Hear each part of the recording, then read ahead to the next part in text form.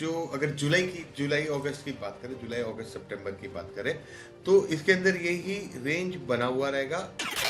और 2030 तक IT industry के अंदर ऊपर नीचे रहेगा आईटी, लेकिन 15-16 तारीख के आसपास में जुलाई के वो टाइम पे। और प्लानिटरी पोजीशंस भी, जुपिटर का मूवमेंट होगा पुनर्वसु से सेकंड लास्ट दो पद में, तो वो टाइम पे भी आप आईटी के अंदर। ट्रेडर्स के बारे में बात कर रहे हैं तो वो तो मंथली ही ट्रेड या वीकली देखते हैं। तो जुलाई में सिचुएशन क्या है? जुलाई में एक बाउंस बैक आएगा, एंड में आपको एक अच्छा खासा मिड में एक। तो अगस्त में पूरा महीना आप बोल रहे कि राइज या कुछ भी नहीं दिखाई दे रहा है। अगस्त में 15 तारीख के आसपास जैसे ही एक सिंह राशि का सूर्य होगा आईटी सेक्टर के लिए ना, जैसे भी इनपुट्स जा रहे गूगल में वगैरह, तो एआई इज चेंजिंग। तो मुझे जानना है कि इसमें स्टेबिलिटी है या नहीं, क्योंकि हर बार नया प्रोडक्ट आ जाता है, कुछ और निकलता है, ऑटोमेशन की तो हम बात करें, लेकिन इसकी वजह से क्या इसमें फ्लक्चुएशंस या वॉलेटिलिटी बहुत होगी फ्यूचर में भी?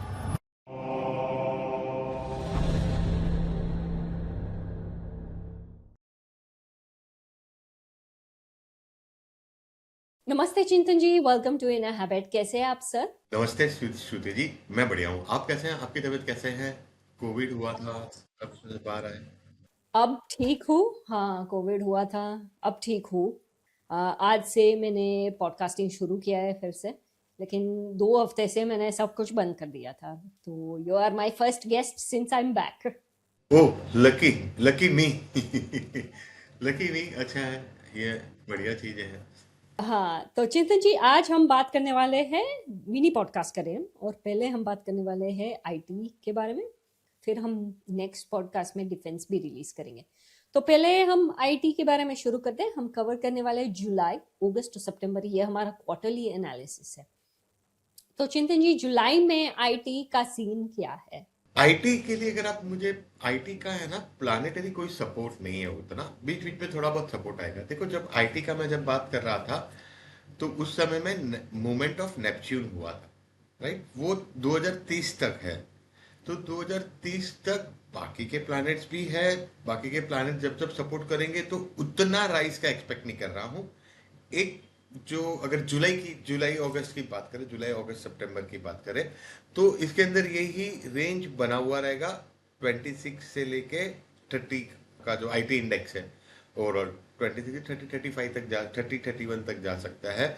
उसके ऊपर का मैं एक्सपेक्टेशंस नहीं, नीचे ही जाना चाहिए मेरे हिसाब से तो।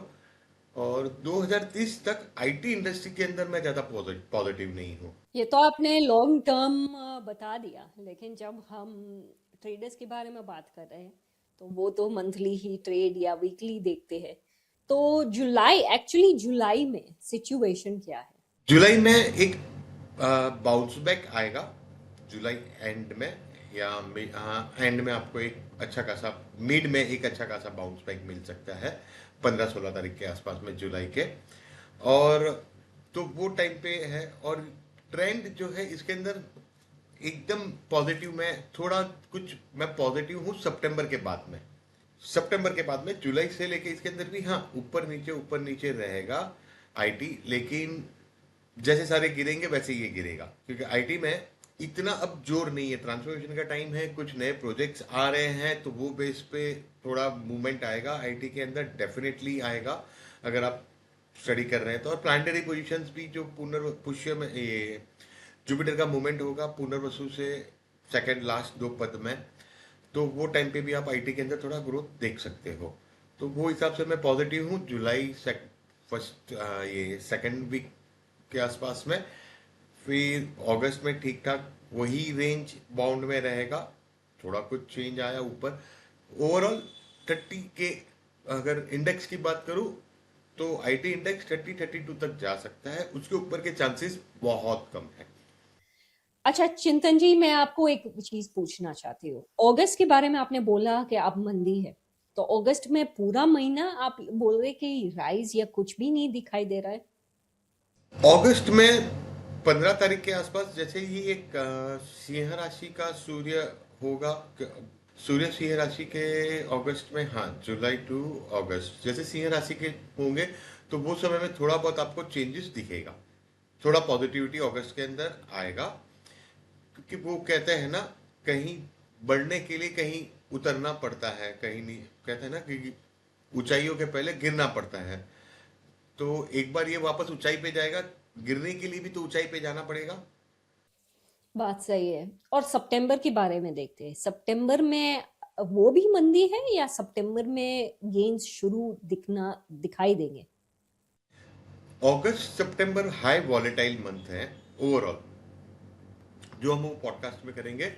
तो वो वहां तक आईटी के लिए अगर मैं देखूं तो आईटी वॉलेटाइल बहुत रहेगा अगस्त सितंबर में, ठीक है। यानी वहां पे आपको है ना अगस्त के अंदर थोड़े पॉजिटिव न्यूज के बेस पे अगस्त एंड के आसपास में कन्या का जब भी सूर्य होगा, कन्या राशि का सूर्य होता है सितंबर में, अगस्त 15 तारीख से लेके सितंबर, हाँ, फिर अक्टूबर में तो तुला, अक्टूबर में तो तुला का आएगा, सितंबर के आसपास में। तो जैसे कन्या का सूर्य आएगा तो वो टाइम पे कुछ अच्छी पोजीशन हमको कुछ न्यूज मिल सकती है। सूर्य केतु आईटी सेक्टर के लिए ना, श्रुति जी, मिथुन राशि, मिथुन राशि है, फिर मर्क्यूरी है केतु के कॉम्बिनेशन के साथ में, और कुंभ राशि है, जो भी वायु तत्व की राशि मैथमेटिकल के साथ में। तो केतु के साथ, केतु की गणना में, तो केतु जब भी सिंह राशि का आया, सिंह राशि में स्टेबल हुआ, बीच में आया, तो मान आपने देखा 2 फरवरी से आईटी में एकदम शूट दिया और बाद में नीचे आया 40,000 का होके सीधा नीचे। भाई साहब दिखे नहीं दिखे, वैसा है कि 40वें माले पे पहुंच के सीधे 10वें माले पे। आपकी मेरी मुलाकात हुई उसके पहले, मैं जब अपने जो एक आध दो फ्रेंड सर्कल के ग्रुप्स में हूँ जहाँ पे मैं बोलता हूँ, वहां पे मैंने उनको अक्टूबर नवंबर में ही बता दें, बोला आईटी से दूर रहना। अच्छा, तो चिंतन जी, मुझे ये जानना है, जब हम आईटी की बात कर रहे हैं, स्ट्रक्चरल चेंजेस हो रहे हैं, जैसे कि एआई की जो चीजें चल रहे हैं वो स्ट्रक्चरल चेंज एक्चुअली हो रहा है। लेकिन क्या इसका मतलब है कि ये 3 महीने के लिए ये जो एआई जो ऊपर आ रहा है उसमें भी इन्वेस्ट नहीं करना चाहिए लोगों को? एआई टोटली राहु बेस हो जाता है। ऑटोमेशन, कोई भी ऑटोमेशन हो गया ना, तो वो राहु के बेस हो गया। मर्क्यूरी राहु, सन राहु, तो राहु का पोजीशन तो अच्छा ही है, तो वो तो अपर जाएगा ही।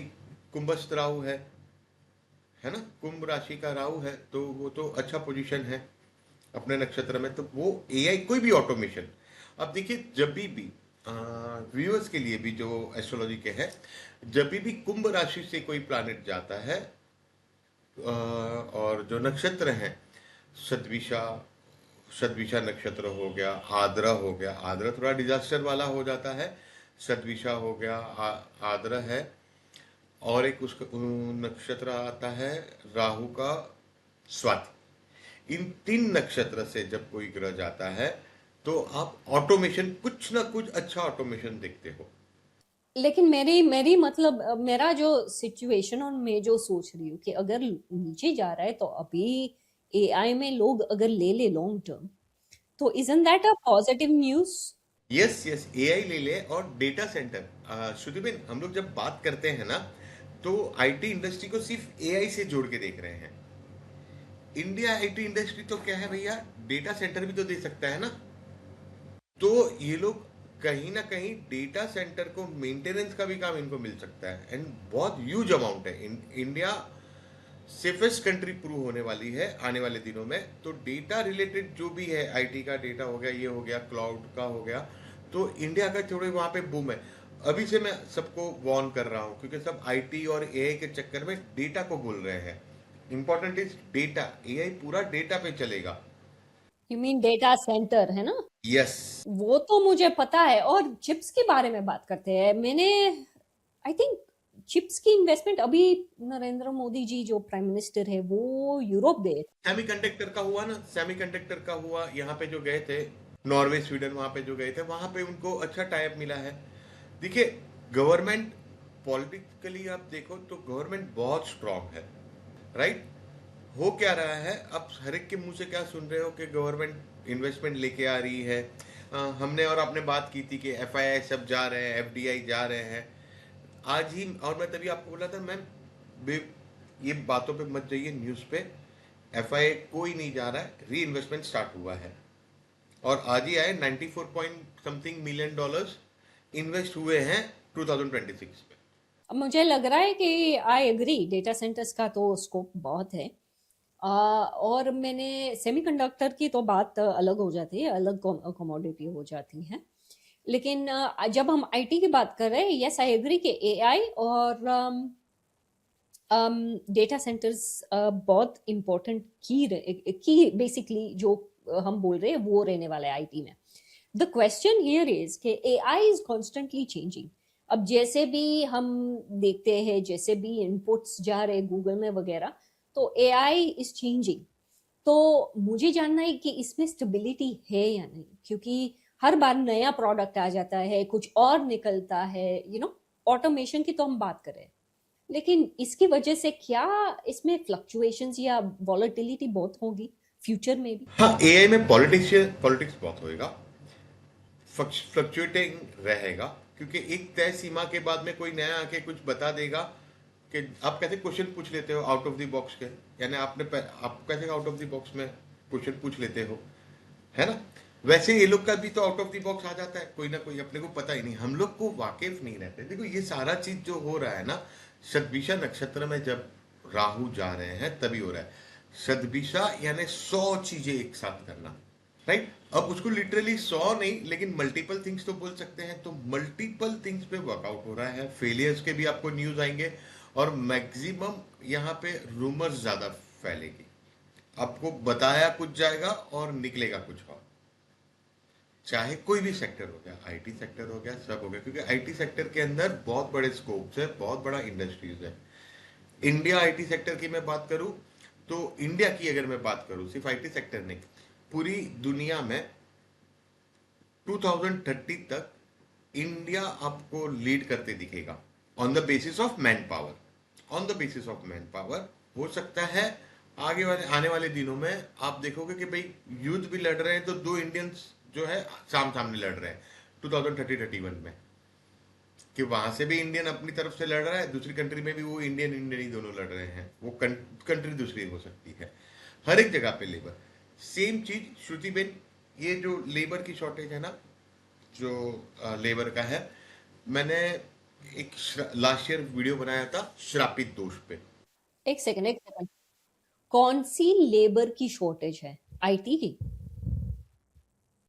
आईटी नहीं, ओवरऑल जो लेबर की शॉर्टेज यूरोप में है वो पूरा फुलफिल इंडिया से होगा।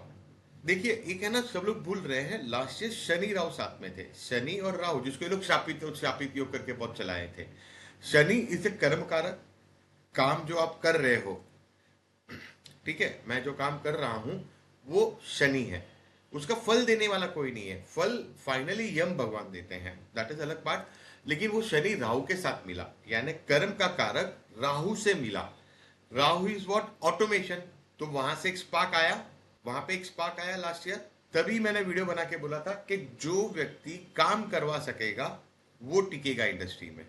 यहाँ पे स्किल्ड वर्कर्स की बात कर रहा था कि उन जॉब उन्हीं के जाएंगे जो वेले होंगे, वेले होंगे यानी जो कंपटीशन को या सिस्टम्स को अपना नहीं सकेंगे, राइट? और ये वीडियो है मेरा, अभी भी है वीडियो, कि शनि राहु का शापित दोस्त बोले बहुत सारे जॉब जाएंगे, तो जॉब उसी के गए जो काम नहीं कर रहे थे, जिनका काम खत्म, जो सिस्टम के साथ में अपग्रेड नहीं हो पाए। समझ में आ गया। तो ये चीज यहाँ पे पर दर्शाता है। और लेबर अगर आप बात करो, इंटेलिजेंट लेबर के अंदर दो ही कंट्री है मैम, सॉरी 3 कंट्री आपको मिल सकती है। 2 कंट्री तो मैं बहुत, चाइना और इंडिया। चाइना भी उतना ही इंटेलेक्चुअली हैवी है और इंडिया भी। यहाँ पे ट्रस्ट फैक्टर आता है, दुनिया को चाइना पे ट्रस्ट कम है, इंडिया पे ट्रस्ट है काम के सिलसिले में, बाकी कोई सिलसिले में नहीं बोलेंगे कि इंडिया का, काम के सिलसिले में इंडिया पे ट्रस्ट है। वो तो वो इंडिया के ऊपर जो ट्रस्ट है, वो ट्रस्ट के बेस पे बहुत बड़ा बिल्डअप होगा। काम इंडियंस ही करेंगे, लेकिन एक टेम्पोररी क्या कहते हैं ना, रेवोल्यूशनरी टाइम है। शनि राहु लास्ट ईयर ही गए हैं साथ में एक दूसरे को टच करके, तो यहां से स्टार्ट होगा। और ये जो साइकिल है 15 साल 20 साल का, इसके बाद इसका इफेक्ट दिखेगा पॉजिटिव ज्यादा। Got it. तो ओवरऑल हम वी कैन से जुलाई, अगस्त और सितंबर मंदी रहने वाला है। आप इतना पॉजिटिव नहीं है, जो शॉर्ट ट्रेडर्स है तो उसको डेट्स बता दिए हमने, मिड मिड में शायद प्रॉफिट मिलेगा, लेकिन जनरली आपकी सोच यही है कि अभी इन्वेस्ट मत कीजिए। मैं 100% बोल रहा हूँ, इन्वेस्ट अभी मत करिए। लॉन्ग टर्म के लिए अगर करके रख रहे हैं तो ठीक है, लेकिन उसको भी बहुत स्मॉल क्वांटिटी में लीजिए। वैसे बीच में अच्छे अच्छे न्यूज़ ये लोग फैलाएंगे, जिसकी वजह से हम लोग एक्साइटेड होकर थोड़ा ऊपर जाएगा और ये ट्रैप में ना आ जाए। इंडिया का एक बड़ा ट्रैप हुआ है, क्या है कि जो बड़े एफआईआई हैं वो निकल क्यों सके, बिकॉज इंडिया के रिटेल ट्रेडर्स हम सब अमिताभ बच्चन बन के बैठे थे, तुम बेचो हम लेते हैं। एसआईपी आप देखो ना, ये टॉक ऑफ अभी ये लोग सब बोल रहे हैं, मैं तभी बोल रहा था कि आप एसआईपी कर रहे हो तो डायरेक्ट स्टॉक में करो, इनके थ्रू मत करो, म्यूचुअल फंड्स के थ्रू या कोई भी चीज करो डायरेक्ट करो।